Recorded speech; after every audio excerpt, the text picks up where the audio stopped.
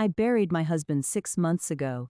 Yesterday I saw him alive. For 6 months I was learning to live in silence, waking up without his voice, falling asleep next to an empty space where he used to be. I thought I was slowly getting better. I was wrong. That day I went to the grocery store, just a regular errand, because even grief doesn't cancel everyday life. I was standing in the aisle, looking at cans, thinking about how strange it was that everything kept moving when inside me everything had stopped. And then I heard him, not loud, just a familiar sound, a cough, a quiet complaint about prices. That same voice I'd known for decades. I turned around. He was standing there, alive, almost exactly as I remembered him. The same shoulders, the same walk, the same habit of reading labels carefully. I dropped a jar. Glass shattered, people turned, someone asked if I was okay, but I was already walking toward him. I called his name. He turned and looked at me like he'd never seen me before. He apologized and said I'd made a mistake. A mistake.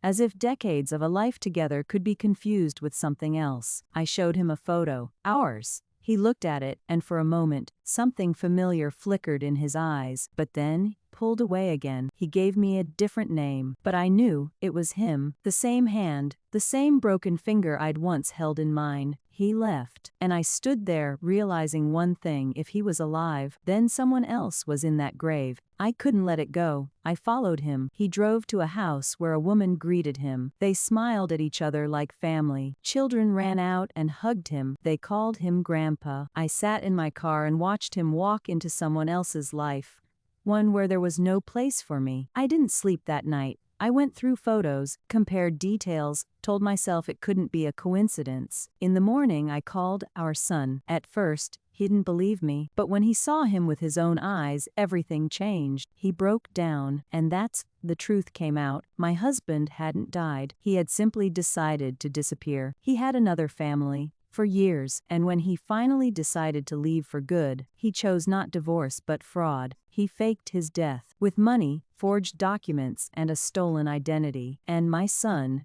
knew about it.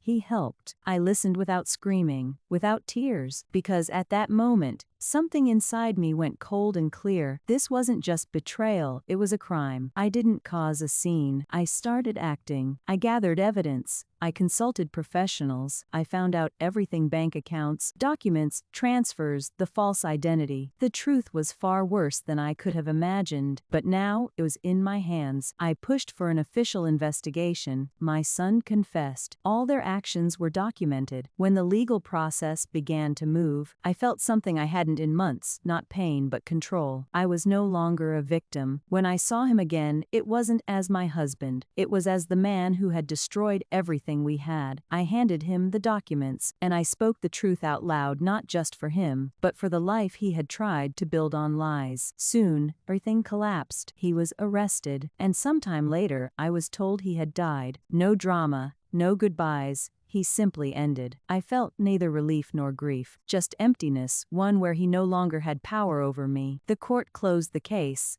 Everything that had been stolen was returned. My son faced his punishment. We spoke only once. I told him I loved him, but that didn't undo what he had done.